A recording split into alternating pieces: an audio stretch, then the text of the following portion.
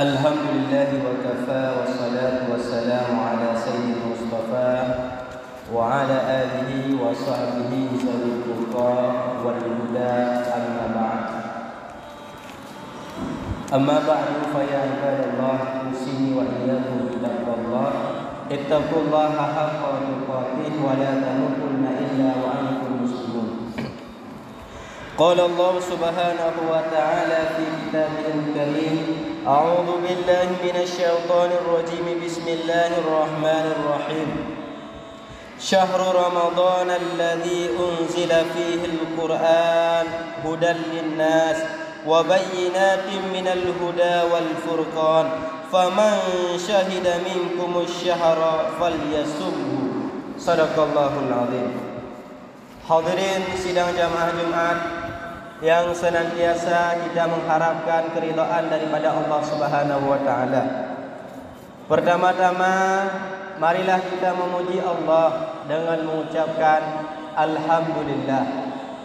Karena oleh Allah Subhanahu wa taala masih memberikan kesempatan kepada kita untuk kita bisa hidup di atas dunia ini. Kita masih bisa berubudiyah kepada Allah Subhanahu wa taala, beribadah kepada Allah Subhanahu wa taala. Kemudian kita bersalawat kepada baginda Nabi sallallahu alaihi wasallam. Karena baginda Nabi sallallahu alaihi wasallam beliaulah yang telah memperkenalkan umat manusia ini dari mana mereka tidak mengenal apa-apa sehingga mereka mengenal Allah Subhanahu wa taala. Hadirin yang dirahmati oleh Allah Subhanahu wa taala, tanpa kita sadari hari ini kita sudah berada di penghujung bulan Sya'ban. Hari ini kita sudah berada di tanggal 22 Sya'ban. Dan sebentar lagi kita akan melangkah, beberapa langkah lagi kita akan menuju kepada bulan Ramadan. Hadirin Allah Subhanahu wa taala, oleh Allah Subhanahu wa taala melalui lisan baginda Nabi sallallahu alaihi wasallam memberikan kabar tentang bulan Ramadan. Yang mana bulan Ramadan ini merupakan bulan yang penuh dengan rahmat, bulan yang penuh dengan ampunan, bulan yang penuh dengan kebebasan daripada api neraka. Hadirin Allah Subhanahu wa taala, Rasulullah sallallahu alaihi wasallam bersabda dalam sebuah hadis, "Qad ja'akum Ramadan." Sungguh telah datang kepada kalian bulan Ramadan. Syahrun mubarak, yang mana bulan Ramadan itu merupakan bulan yang penuh dengan keberkatan. Iftaradallahu alaikum siyamahu. Memfardukan oleh Allah Subhanahu wa taala kepada kalian akan puasa pada bulan Ramadan. Yuftahu fihi abwabal jannah. Kemudian pada bulan Ramadan Allah Subhanahu wa taala membukakan pintu surga lebar-lebar. Kemudian wa yughliqu fihi abwabal jahim. Dan Allah Subhanahu wa taala menutup pada bulan Ramadan tersebut pintu neraka. Kemudian wa tughallu fihi syayatin, dan syaitan-syaitan dibelenggu. Kemudian fihi lailatun khairun min alfi syahr. Pada bulan Ramadan tersebut ada satu malam yang mana malam tersebut lebih baik daripada 1000 bulan. Man hurima khairaha faqad hurima. Sesiapa yang diharamkan akan kebaikannya bulan Ramadan, sungguh dia haram mendapatkan kebaikan pada bulan Ramadan tersebut. Hadirin Allah Subhanahu wa taala, hadis ini memberikan kabar gembira kepada kita bahwasanya bulan Ramadan yang sebentar lagi akan kita jumpai, bulan yang penuh dengan keberkatan, bulan yang penuh dengan ampunan, bulan yang mana dibukakan pintu surga lebar-lebar, bulan yang mana pintu neraka ditutup, bulan yang mana syaitan-syaitan yang biasa menggoda manusia dibelenggu.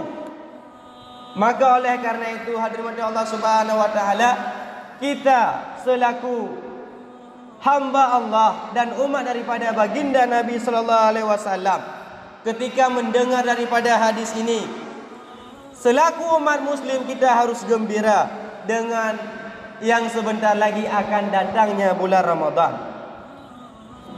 Hadirin Allah Subhanahu wa taala, maka oleh karena itu, karena sebentar lagi akan datangnya bulan Ramadan, maka ini setidaknya ada 4 persiapan pada diri kita ni sebelum datang bulan Ramadan. Setidaknya ada 4 persiapan. Persiapan pertama apa? Yang pertama sekali kita harus membenarkan niat kita ini. Persiapkan niat kita dalam hati dengan tulus dan ikhlas. InsyaAllah sebentar lagi akan datang bulan Ramadan. Saya akan niat Ramadan tahun ini akan saya kerjakan dengan penuh ikhlas, tanpa ada paksaan, tanpa ada tanpa ada keinginan apa-apa selain daripada ridha pada Allah Subhanahu wa taala. Maka perbaiki daripada niat kita, ibtigha ala mardatillah. Karena kenapa kita harus memperbaiki niat kita? Ulama-ulama dahulu, mereka para salafus saleh, mereka meluruskan niat mereka sebelum datang bulan Ramadan, bukan hanya di bulan-bulan terakhir bulan Syaban, tetapi 6 bulan terakhir mereka sudah mempersiapkan. Bahkan mereka senantiasa berdoa. Ketika masuk bulan Rajab, mereka sudah memperbanyakkan doa. Allahumma barik lana fi Rajab wa Syaban. Ya Allah, Engkau berkatkan kami pada bulan Rajab dan bulan Syaban. Wa ballighna Ramadan, dan sampaikan kami ke bulan Ramadan. Dan mereka senantiasa berdoa kepada Allah, Karena kenapa? Karena pada diri mereka menanamkan seperti ini. Ya Allah, mungkin Ramadan yang akan datang, yang akan kami jumpai ini Ramadan yang terakhir.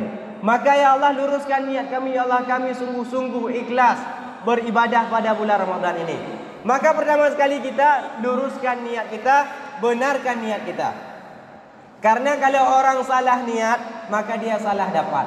Ada orang niat datang bulan Ramadan, sudah jauh-jauh hari carilah pak jual kelapa muda, carilah pak jual gorengan, carilah pak tempat masak siang hari untuk kita jual bagi orang yang enggak puasa.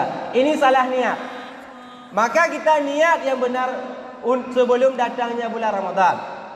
Kemudian yang kedua, sebelum datangnya bulan Ramadan ini kita mempersiapkan diri apa? Kita bersihkan diri dengan cara kita bertaubat.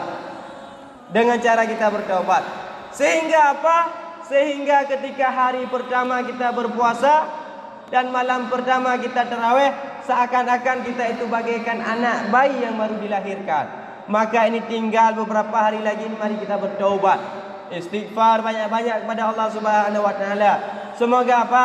Semoga ketika Allah Taala jumpakan kita dengan bulan Ramadan, kita menjumpainya dalam keadaan kita sudah bersih hati. Bertaubat apabila ada dosa dengan Allah, kita minta ampun. Kalau ada dosa dengan makhluk, kita minta maaf. Kita pernah mencuri uang teman, kembalikan. Sebentar lagi kita akan masuk bulan Ramadan. Kita ada ejek-ejek teman, ghibah teman, hina teman, minta maaf. Teman, kemarin saya ngejek kamu dari belakang. Saya mengatakan kekurangan-kekurangan kamu. Karena sebentar lagi akan datang bulan Ramadan, saya minta maaf supaya saya berjumpa dengan Allah Subhanahu wa taala dalam keadaan bersih, taubat. Ketika hari pertama bagaikan anak yang baru dilahirkan dari perut ibunya. Kemudian yang ketiga yang perlu kita persiapkan sebelum datangnya bulan Ramadan apa? Yakni ilmu. Ilmu ini penting hadirin yang dirahmati Allah Subhanahu wa taala. Inilah ilmu hal. Afdalul ilmi ilmul hal. Sebaik-baik ilmu hal. Maka ilmu hal ini wajib kita tuntut. Bagaimana ilmu hal? Ilmu hal itu ilmu yang wajib dituntut ketika dia menghadapi dengan perkara tersebut. Ini sebentar lagi kita akan memasuki bulan Ramadan. Maka Ramadan yang kita jumpai ini, bagaimana cara kita bisa melewati Ramadan ini dengan keadaan kita benar-benar faham. Ilmu apa yang kita tuntut? Sekurang-kurangnya kita tahu syarat puasa. Sekurang-kurangnya kita tahu rukun puasa. Sekurang-kurangnya kita tahu yang membatalkan puasa. Sekurang-kurangnya kita tahu sunat-sunat apa kira-kira yang diberikan pahala pada bulan Ramadan. Salat tarawih, kemudian salat tahajud, salat duha, baca Al-Quran, sunnah-sunnah ini. Ini fardu ain kita tuntut atas nama Allah Subhanahu, wajib ini kita tuntut. Karena sebentar lagi kita akan jumpa bulan Ramadan. Jangan nanti kita berpuasa ilmu tidak ada.